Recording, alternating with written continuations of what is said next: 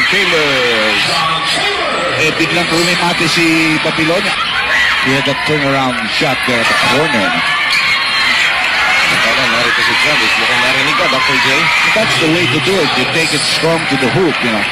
That's the way a good half-court team. So you've got to stop them or at least delay their calling of their half-court game. Three-point shot by Travis.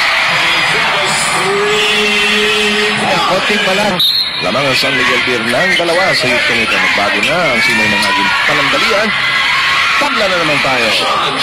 Very easy.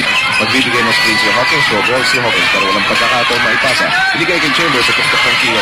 He fires. Leans in!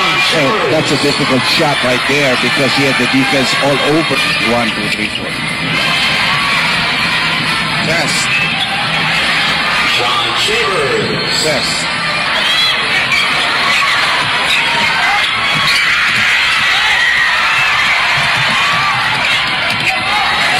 Travis.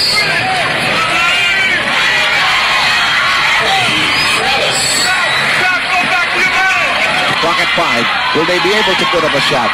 3, 2. Travis gets it in time. Kenny well aware of the time.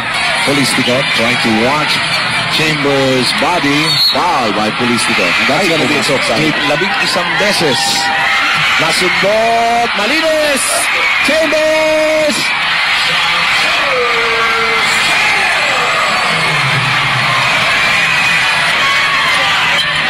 33 seconds. Nakawala na naman si Travis.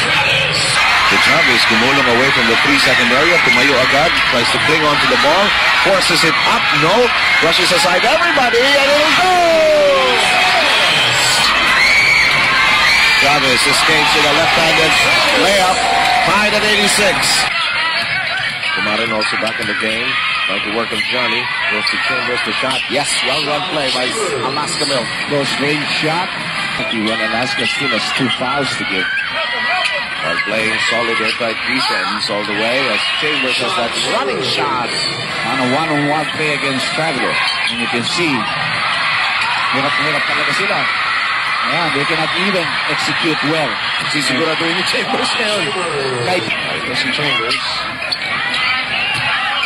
Lastimosa with that appears all over him, but Chambers inside. That's a foul. That's a foul. Well, let's see if he gets thrown out. Travis.